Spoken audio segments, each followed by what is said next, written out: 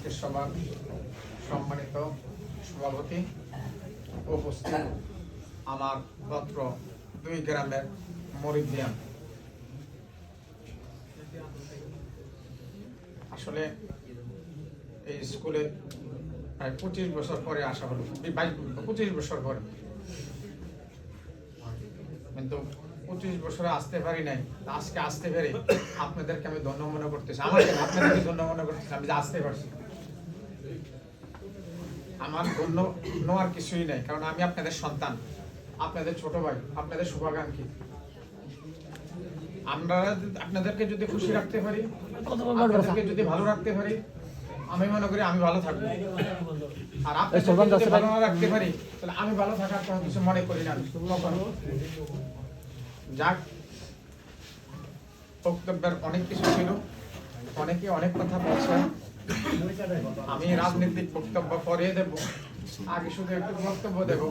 আপনাদের সমাজ ব্যবস্থার কথা বলছেন, আপনারা আপনাদের সমাজ ব্যবস্থায় এই সমস্যা আপনারা বলছেন। যদি আপনারা চান আমাদের দাদুরঘাটা তেতুরা যেভাবে সমাজ ব্যবস্থা হয়েছে, তেতুরা উত্তরপাড়া সহ আপনাদেরকে এই ব্যবস্থা আপনাদের এলাকার মানুষে করে দেবে, আমি আপনাদের পাশে থাকবো।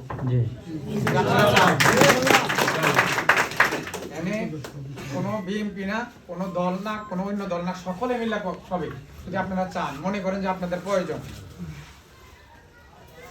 এগুলো প্রথম কথা। দ্বিতীয় কথা হলো, আমি অসুস্থ, সকলে জানেন যে আমি কিন্তু ইন্ডিয়া থেকে দেশে ফিরে আসবো এই চিন্তা চেতনা ছিল না আমার। আমি 15 দিন পরে আমি কিন্তু আমার ফ্যামিলি থেকে, আত্মীয় স্বজন থেকে 15 থেকে 20 দিন পরে বিদায় নিয়ে নিছি। আমি আমার ফ্যামিলিকে বলছি যে আমি দেশে ফিরে নাও আসতে পারি, শুধু আমার 3টা মেয়ে বাচ্চা তোমার কাছে দিয়ে গেলাম, তুমি দেখে রাখো। আসলে ভাগ্যের পরিহাস, আমি আপনাদের সামনে হাজির হতে পেরেছি। আমি আপনাদের সন্তান, আমার দেশে ফেরার কোনো চিন্তা ছিল না, কিন্তু আমি মনে মনে বসতাম যে আমি দেশে ফিরবো না। ডাক্তার যখন আলকার ডাক দিয়ে বলল, আমার সাথে যারা ছিল তাদেরকে বললো তার ফ্যামিলিকে খবর দে, আর 1 সপ্তাহ 10 দিন বাঁচবে, বেশি দিন বাঁচে কিনা সন্দেহ আছে। আমি কিন্তু শুনতেছি, তখন ডাক্তার এনে ডাক দিয়ে কই, আরে তুই কোথায় আমি মরে যাবো, কিন্তু মরবো না, টেনশন করিস না। যাক, এগুলো বললে অনেক সময় লাগবে। আজকে যখন আপনাদের মাঝে ফিরে আসছি, আমি মনে করি আমার চেয়ারম্যানই মেম্বারই কোনো কিছুর প্রয়োজন নাই, আমাকে আল্লাহ বাঁচিয়ে রাখছে। যদি আপনাদের প্রয়োজন মনে করেন, তাহলে আপনাদের সাথে আসি, আমার আর কিছু প্রয়োজন নেই। আমাকে আল্লাহ ফিরে আপনাদের মাঝে আনছে, আসি আজকে পর্যন্ত। কালকে থাকবো এটার গ্যারান্টি দিতে পারি না, কালকে যে আমি থাকবো এটার গ্যারান্টি নাই। কিন্তু আপনারা যদি চান, মনে করেন যে আপনাদের পাশে প্রয়োজন, আমি আপনাদের পাশে আছি আলহামদুলিল্লাহ। আপনারা যদি মনে করেন না প্রয়োজন নাই, আমি আপনাদের জন্য থাকবো, আমি আপনাদের জন্য করে যাব। যে জীবনের যে কয়দিন সময় পাই, কতদিন পাবো এটা কিন্তু আমি জানি না। আমি কতদিন সময় পাবো এটা কিন্তু আমি মনে করি না, কারণ ওটা আল্লাহ রাসূলের নামে আমাকে ডাক কবুল করে আমি কালকে তো চলে যেতে পারি। যাক, বাঁচা মরার লড়াই আল্লাহর হাতে দিয়ে দিলাম। আমি আপনাদের পাশে থাকবো, আসি। কিন্তু যখন আমাকে 20 দিনের মাথায় তারেক রহমান ফোন দিল, আমি একটু ভুল করে গেলাম, বাংলাদেশ থেকে কিন্তু আমি যাইতে চাই না। আমার নেতা হাজী আমিনুর রশিদ ইয়াসিন সাহেব, আমার নেতা ইউসুফ লাটিফু, আনোয়ার ভাই, নিজামউদ্দিন কাউসার ভাই, তারা আমাকে জোর করে ইন্ডিয়াতে পাঠায়।